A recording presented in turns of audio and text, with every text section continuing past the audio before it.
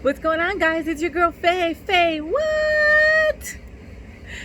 Oh man, COVID, Corona, whatever you want to call it, the pandemic of 2020, it really has caused havoc in our lives, like havoc. And we're too busy protecting ourselves from from COVID itself, from taking all the precautions, and just trying to be safe. But we also need to be safe with our anxiety, with our mental health. And I think that a lot of people are not thinking about that. We are affected, especially us. Well, I want to say especially us in recovery, but that's not really true. Us in recovery, we have fellowship. We have people to talk to. We have people that know when we get anxious that we are thinking of maybe having that first drink. So we have the tools. We know what to do. Not that we always do it, but we know what to do in these kind of situations. Now, for the normies, which is you guys that don't have an issue with drugs or alcohol, this anxiety might be something new for you, might be something that you've never experienced before. And maybe it has you drinking more or lashing out at your partner or just doing things that you probably wouldn't do. And that's anxiety. Welcome to our world. For all the people that have anxiety, we're like, yep. Well, welcome to our world. So I'm going to give you a couple of ideas of how to help your mental anguish, how to not give in to this horrible anxiety that can totally affect your everyday. I mean, anxiety, let's go there. Anxiety could affect your mood, your appetite. It can make you dizzy. It can make you have insomnia. It could, oh my God, it could affect you in so many different ways. It could make you have issues with food. You might not be hungry. You might not be sleeping correctly. You just might be sort of out of whack. And that could totally be all because of anxiety. So let's work on that. Let's do things to help ourselves get through this with as little anxiety as possible. So, number one, media, social distancing. Yes, we social distance from each other. I got a social distance from my fridge, but that's a whole other story. But media social distancing.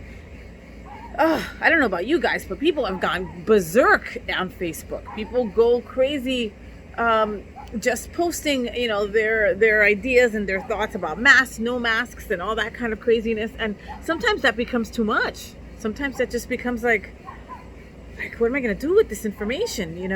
Is this really true?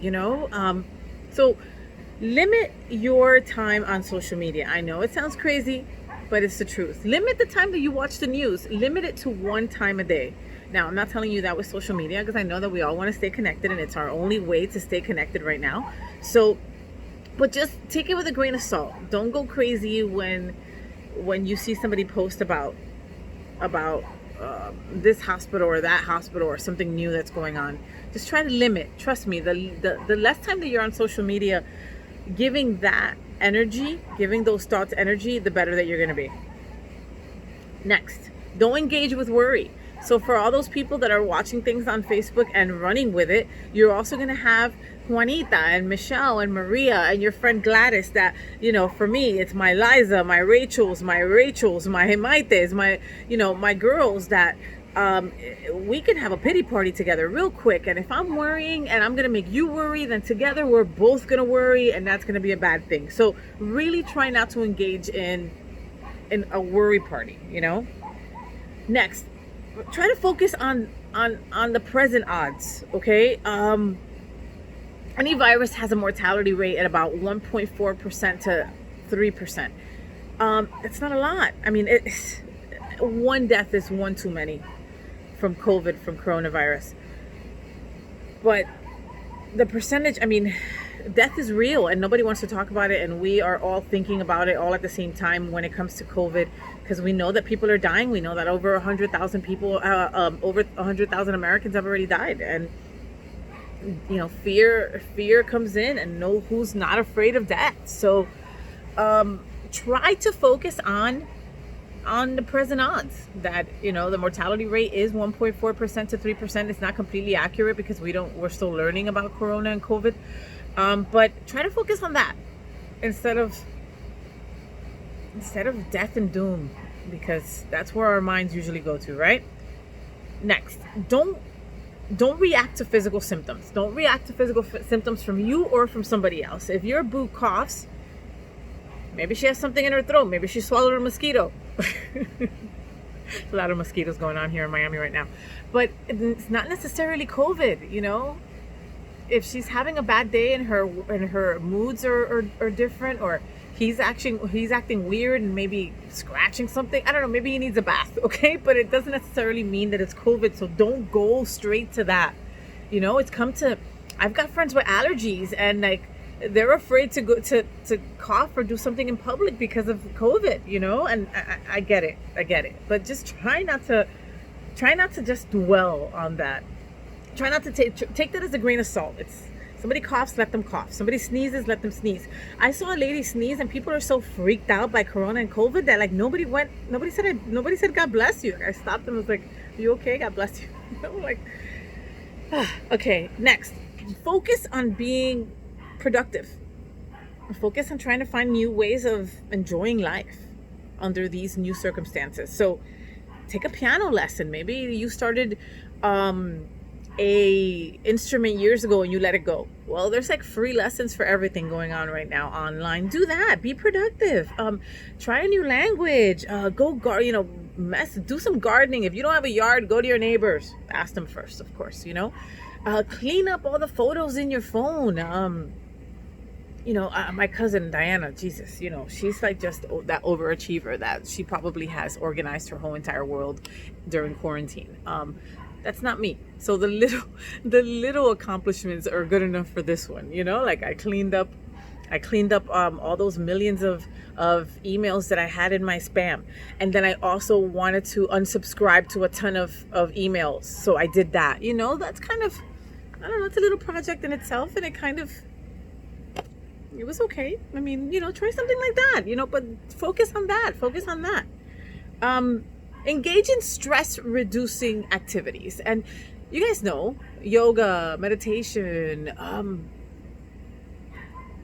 you know, we do something in recovery that we do gratitude list every evening. And it's just something that was taught to me early on sobriety. And it's when you think that you've got nothing going for you and you're having a horrible week and you look back at those gratitude lists, you can't help but smile and say, shit, my life isn't that bad. You know, get away from your pity party. Life can be way worse. And so a gratitude journal is so important. So I would tell you normies to do that. A gratitude journal rock socks. And you get to look back and see where you were at during this quarantine time. You know, I started a journal. I've always journaled, but I started a pandemic journal just because I didn't want to forget everything that's going on during this time, you know. And then and of course, how could we know that the racial uproar and the BLM protest was going to happen and all that? But I'm glad that I started that journal because I'm going to be able to reflect back on this in the future. You know, this is history time. We are living right now in uncertain, unforeseen times, but we're in history. Like we're totally experiencing something that no one's ever experienced before, that so many of us in our lifetime have not. And I don't want to forget that. So I'm trying to jot down as much as possible, you know.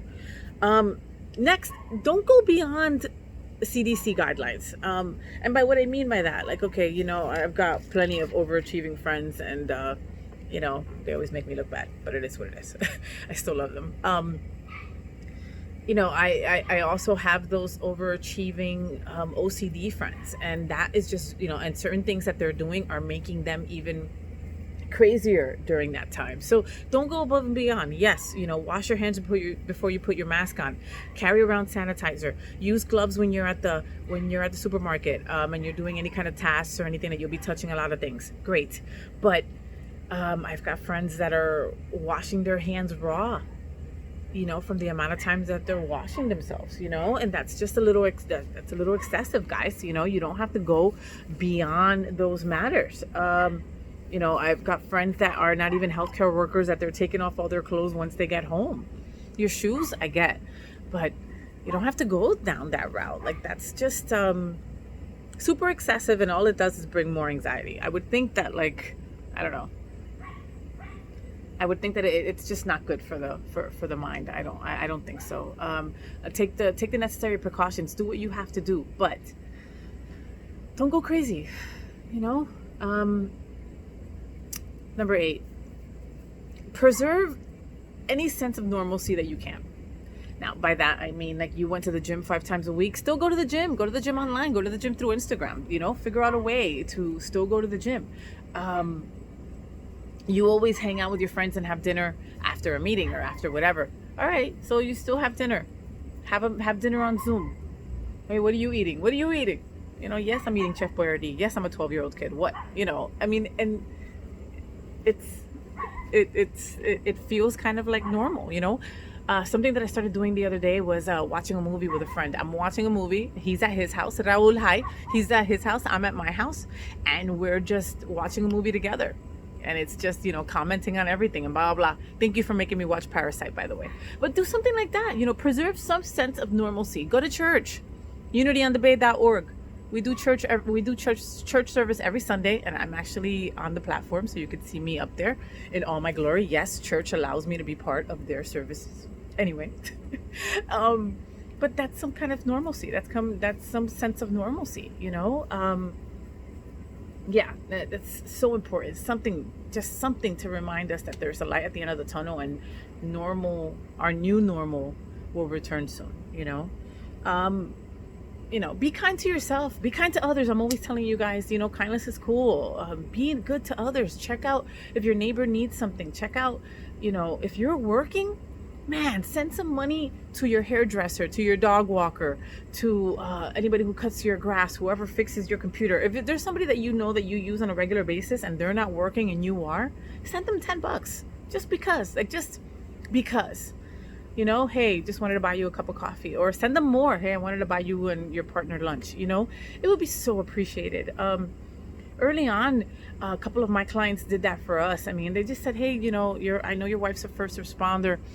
Take her out to dinner, and they sent us, $100. And I thought that was like the sweetest thing in the whole entire world, like, I can't wait to see them again. And I just thought, like, wow, they're thinking of us during this time, and that was because they still were working. So why not? And I thought that was just such a beautiful thing to do, so your mechanic, whoever you use a lot and right now still can't be open for whatever reason, send them a little thank you, send them a card.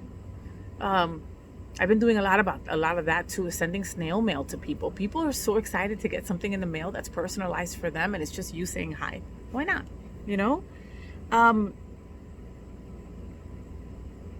So that was 9, right? 9, be kind to yourself and others. And number 10, if you are really struggling with anxiety right now during these tough times, go see someone. There is no shame in that game. None at all. There's Telehealth. There's MD Live, I believe. There is ways to see a therapist online. You can contact your general doctor, and they will be able to point you in the right direction as well. Or you can a mental health tab in your insurance website will also be able to help you. This is probably the best time. If you're afraid to talk to somebody and you're afraid to go there in person, hey, you can talk to them through Zoom. You can talk to them on your phone through video chat. Take advantage of that. If these times are making you feel more overwhelmed than ever, and you think that there is just no end in sight, and you are thinking bad thoughts or are thinking of hurting yourself, please ask for help. Please ask for help. Please go see somebody, because we're all in this together, and there's no better time than now to say those very difficult words to say sometimes. I need help.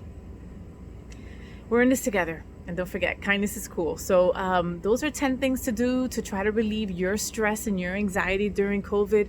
I hope you'll take some of them to heart and get them done. Incorporate them into your life. And take care of each other. Stay safe. Kindness is cool. And I'll see you guys next time. Thank you so much for allowing me to be me and giving me a platform to express myself. So make sure you subscribe and tell your friends.